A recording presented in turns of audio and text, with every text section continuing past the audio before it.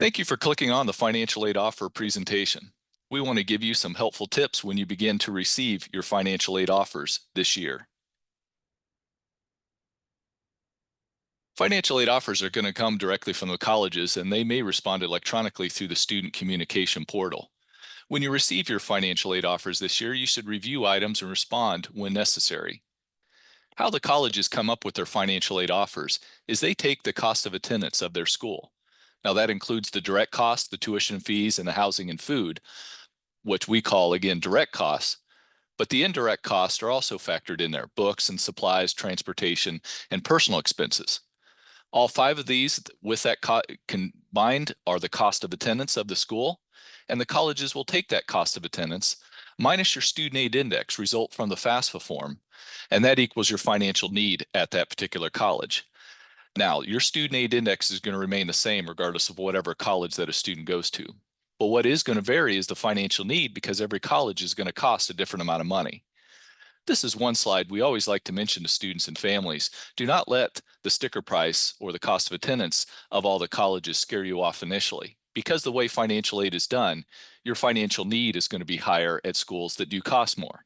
Now, that doesn't always mean there's going to be more financial aid, but there is a better chance of it.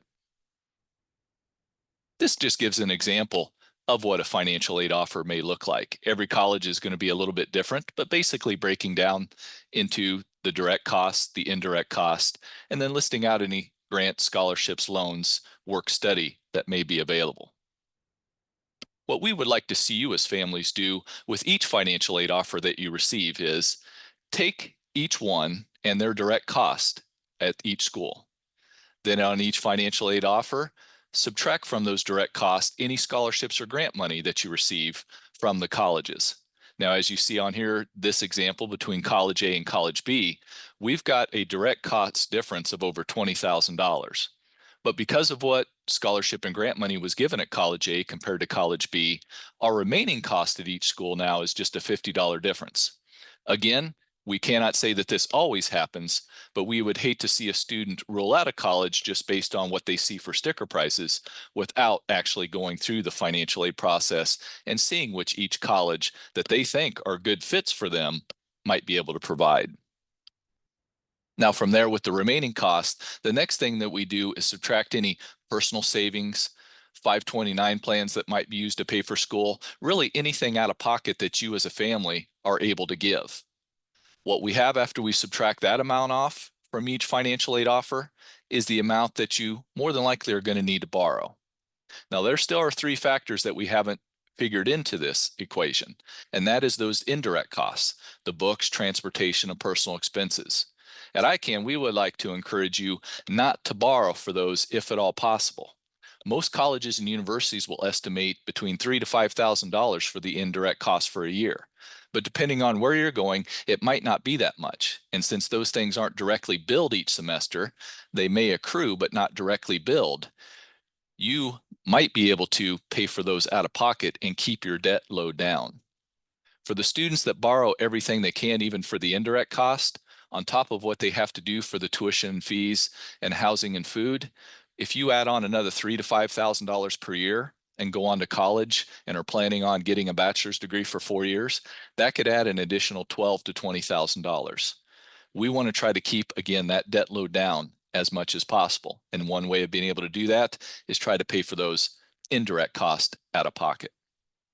Now, once a decision is made at a school and you're looking things over with the remaining costs, what you can do with the remaining balance or to help pay for that is, one, maybe select the less expensive school. With our example we had here between A and B, there was hardly any difference, so it was just going to come down to where the student felt that they had the best fit.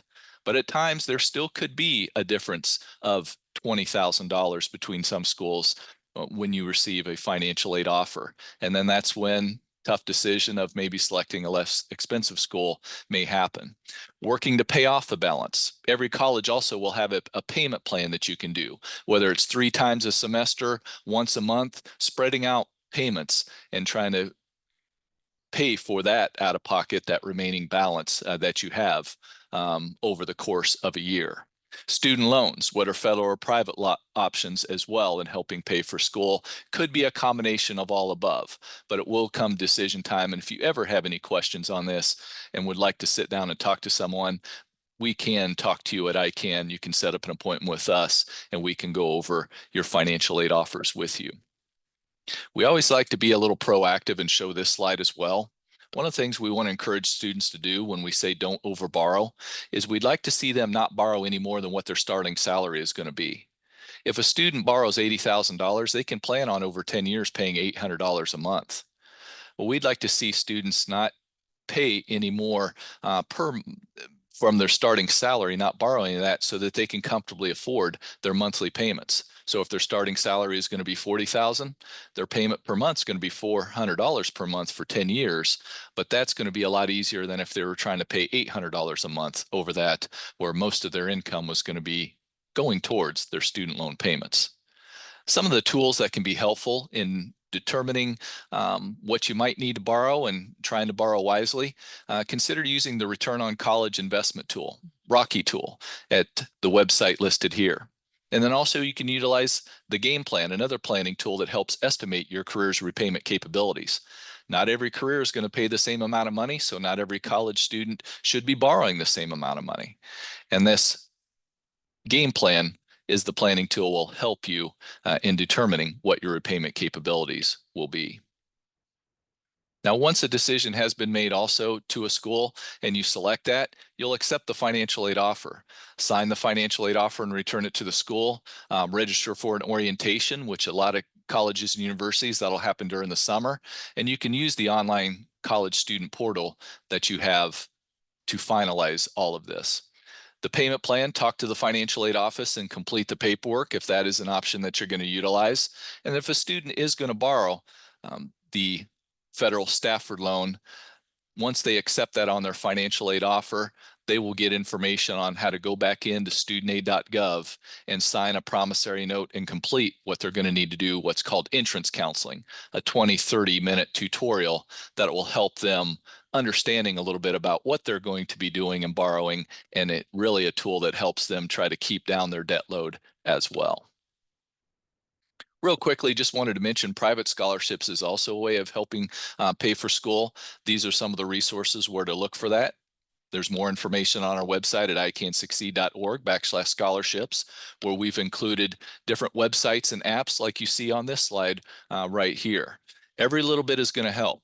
So the more that you apply for scholarships, the better chance you having getting some of that money that you don't have to pay back, and less that you're going to have to borrow or come up with out of pocket. If you need any help after today, again, there are plenty of resources you can go for help. Talking with your school counselors, the college admission or financial aid offices are a great resource in case you have any specific questions to the financial aid offers that you receive. And again, at ICANN, we're more than happy to help. You can give us a call or go to our website to set up an appointment, and we can go over the financial aid offers with you, letting you know what it looks like, what you would need to borrow, and just giving some of these helpful tips and hints on what you heard about today in person and directly with the situation you have. So please don't hesitate to contact us if you need an appointment later on. Want to thank you for attending this financial aid offer presentation. Good luck with your post-secondary endeavors. And again, let us know if we can be a help. Thank you.